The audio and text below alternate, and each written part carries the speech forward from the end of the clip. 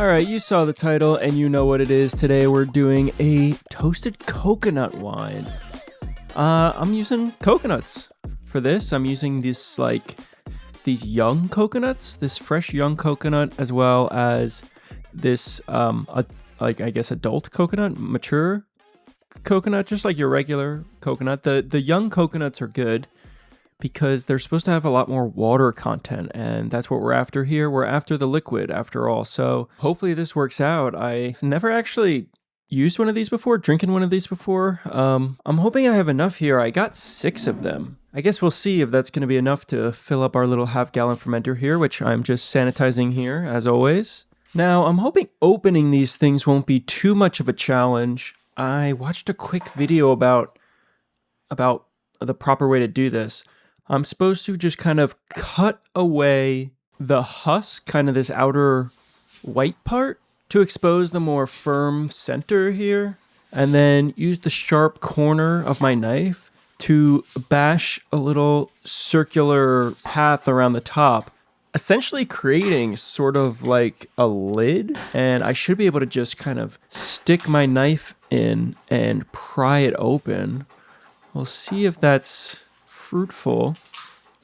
And whoa, that came off a lot easier than I actually thought. And look at that liquid. It is gorgeous. It is exactly what we are looking for. Liquid gold here. I'm going to be as careful as possible pouring this into our wide mouth fermenter. And of course I spill it everywhere. I mean, could have been worse, but hey, it wouldn't be one of my videos if I didn't spill a sticky liquid all over my countertop. It's just par for the course at this point. But moving on, powering through, I'm just going to start getting to work on our next coconut. We actually got quite a good yield out of that first one. I think 4 or 5 might be enough for this. But I will just continue forward, bashing open these coconuts. It's actually quite satisfying. Once you pop it open, just how much liquid is actually stored inside these things. And this fresh coconut water also tasted like so good. I realized I don't think I've ever had fresh coconut water before, but it tasted really good. And I'm doing my best not to spill too much of it.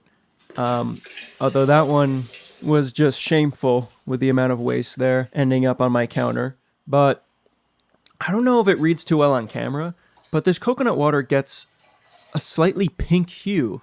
And I learned that fresh coconut water, when it oxidizes, gets a little bit of this pink color to it. So when you get coconut water in the store, it's pasteurized, and sometimes they'll add like acids to it that keeps it from pinking. But true fresh coconut water is going to be a little bit pink in color. That's how you know it's the good stuff, which is pretty cool. I didn't know that.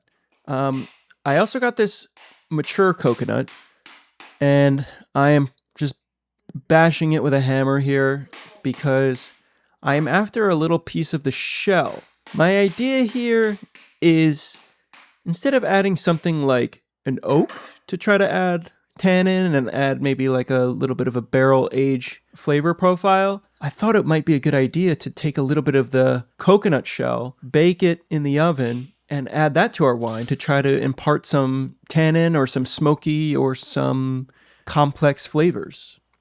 The meat of the young coconut is a lot more like soft and fleshy and also kind of pink, where in this adult coconut, the flesh is more what you would think of when you think of coconut. It's firmer, it's a lot richer in flavor, it's a lot better to eat if you're trying to eat the meat. But the young coconut's better for liquid, so I got a little bit of both. I'm just going to take a couple pieces of these coconut fragments and just put them on a little baking sheet and throw them in the oven and kind of see what happens. Let them roast, try to get a nice charred finish on them. I'm not really sure yet if I want to use the shell or if I want to use a couple pieces of the meat. So I'm just going to bake them all and decide later. In the meantime, we will test our sugar values. I'm just going to take a little sample of our coconut water here and see where we're sitting. We're looking at 6 Brix, which is obviously very low for a wine, so we're going to have to add a little bit more sugar to increase our potential ABV.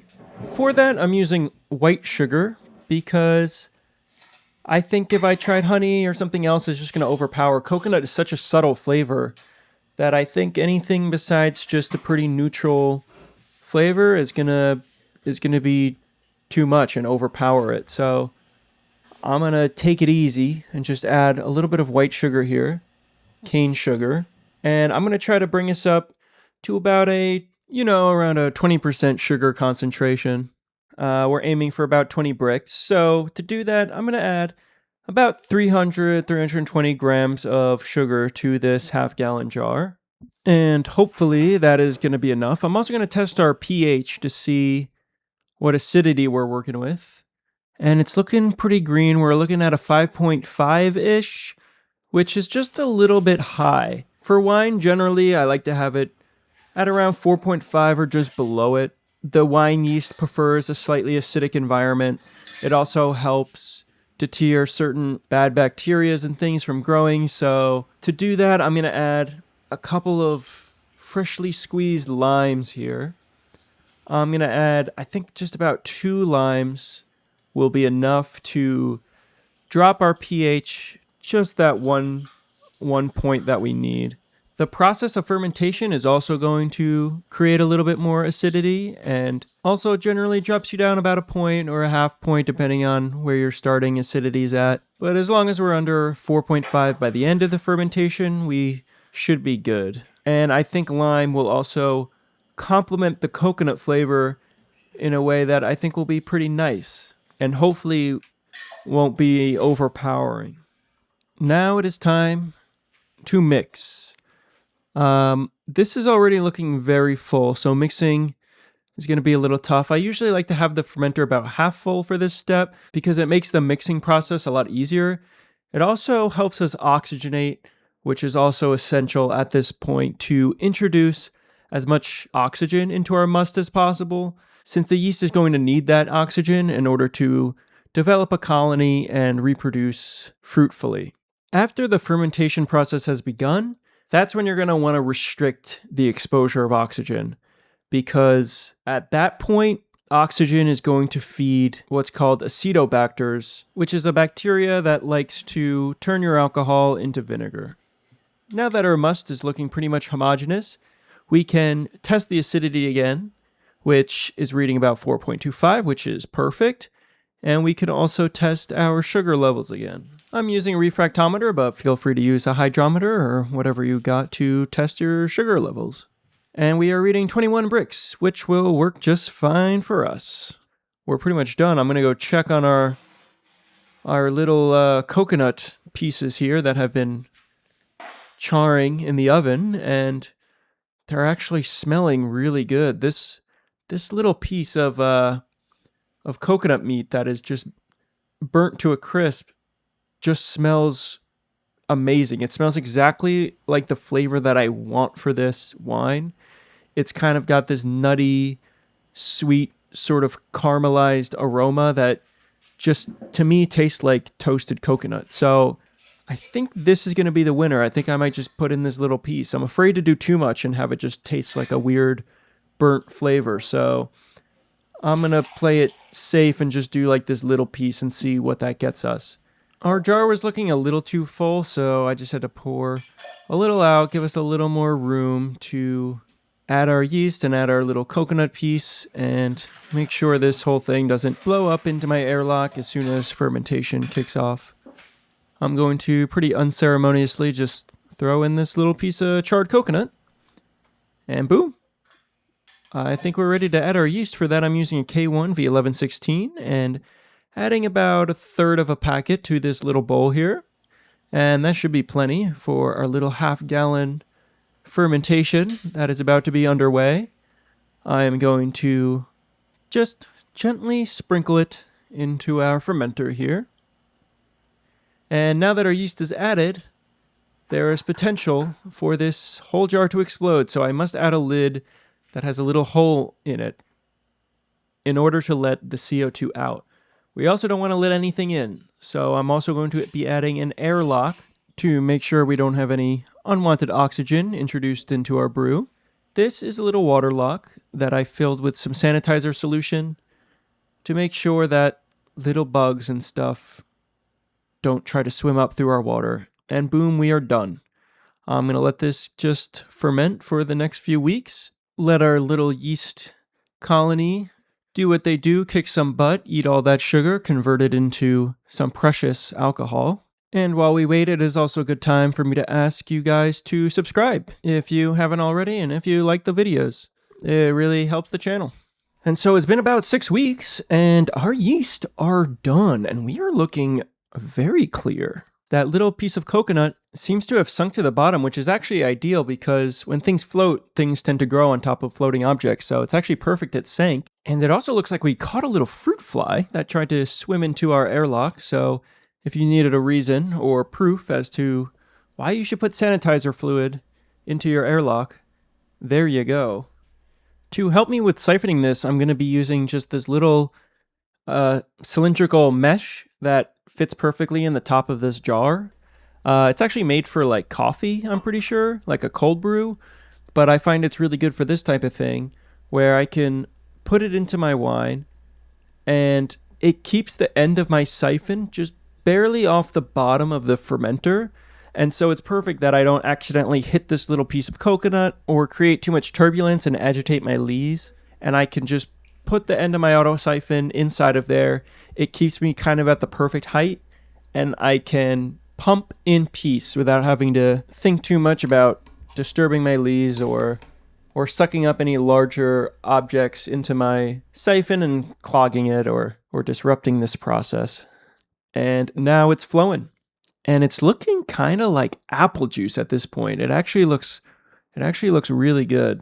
That white cloudy liquid we started with is now looking very amber. I wonder if that piece of charred coconut imparted some of those darker amber hues on it. And I'm also curious to see what this is going to taste like. I'm just putting a clean lid onto our secondary vessel here, and we're going to give this guy a taste. The color is looking so good, so I'm really curious what sort of flavor we're going to get out of this.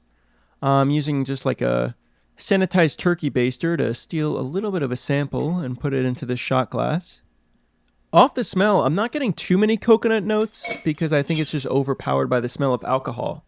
But first taste, it tastes pretty harsh, I'll be honest.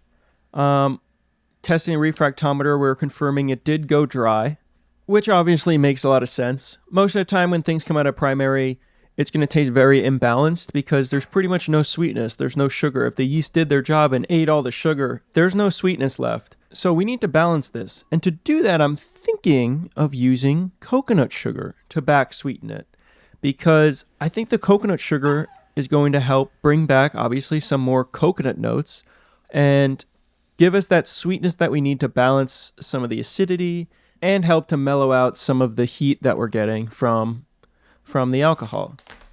Winemaking is always just a bit of a balancing game between sweetness, acidity, and tannin, the trifecta. So when things are imbalanced, it's usually because one of those things is lacking. I added about 75 grams of coconut sugar to this, and oh yeah, it is already a lot better. It's actually kind of amazing how just adding sweetness can affect all these other flavors in a way that you wouldn't always expect. It's kind of cool. But since everything's tasting a lot better now, it is now time to stabilize this. Since we added a bunch of sugar, the yeast is just going to eat that new sugar we just added. So since everything's good and balanced and we like the way it tastes, I'm going to freeze it in time by stabilizing it. And the way to do that I found is my favorite method is pasteurization. You can use chemical stabilizers or fortify it, or stabilize it in any way that works for you. But I found that pasteurization was the best way to stabilize it without affecting flavor too much or adding anything like chemicals to your brew. It's a nice natural way to kill the yeast. The only downside is it's a little bit of a process. The way we're doing it is I'm using a sous vide, an immersion circulator, and putting our vessel inside this pot of cool water and slowly bringing the temperature of the water in the pot up to 140 degrees Fahrenheit. Once the temperature of the wine itself reaches 140, I'm leaving it there for 20 minutes and then having it come back down to room temperature slowly doing our best not to thermally shock the glass at all. And this will thoroughly kill our yeast since they cannot survive that high temperature for so long. The reason we don't want to drop this glass jar into water that is already hot is because we run a serious risk of this entire jar just exploding with glass. And I don't think I need to explain why that's like not only pretty dangerous, but really sad to lose weeks, potentially months of work here. So we let the whole system slowly come up to temperature and slowly come back down because glass doesn't like those rapid changes in temperature. So after 20 minutes, we let it come right back down to room temperature and our pasteurization is done, which means all of our yeasts are officially dead. And so it is time to bottle. To do that, I'm using this little bottling wand, which I can put into my bottles, and with the help of my mysterious third hand, which is sometimes needed to get this bottling wand going, I can start filling my bottles. The way the bottling wand works is there's a little plunger on the end that when I push it and I hit the bottom of the glass, it allows liquid to flow. So once it gets right up to the very top, I'm able to pull out the wand, lift it up, and the liquid stops flowing. So it helps fill these bottles perfectly. It makes the job a lot easier. And we were able to get about two and maybe 3/4 bottles out of this. These bottles are about 16 fluid ounces, which is a little small for a wine bottle, but I like it that way because this way, if I open one, I'm not committed to drinking and finishing a whole bottle. I can always open another one. So I prefer the smaller bottles, especially since a lot of these are experiments. I like to not have to commit so much to one batch. And if I find a recipe is really good, it's easy enough to scale it up and make as much or as little of it as I'd like. And after throwing a couple corks on these bottles, it is time for the final taste and review. First of all, the color. It is looking absolutely gorgeous. It's this incredible golden amber color. And this slow motion pour just looks incredibly nice. I'm wondering if that toasted coconut piece helped to impart some of that nice golden, darker, barrel-aged type color to it. It's got a real nice color, decent clarity. On the smell, it's smelling, I'll be honest, that coconut is a really hard flavor to smell because it is pretty subtle. So it mostly smells kind of just like a white wine, a little alcoholic. There might be a bit of that nuttiness from the toasted coconut piece in the background, but it is pretty subtle. It is pretty hard to detect. On the taste, it's tasting pretty good. I think adding coconut sugar really helped it taste a lot more like a coconut wine. It was really able to balance a lot of those harsh acidic notes. Overall, I think this wine would have benefited from even more of those toasted coconut pieces, or maybe even some of the shell, because I think that would have helped bring in some tannin, which this wine ultimately lacked. Overall, though, I'm pretty happy with how this one turned out. I'm gonna go finish this glass and let me know what I should make next.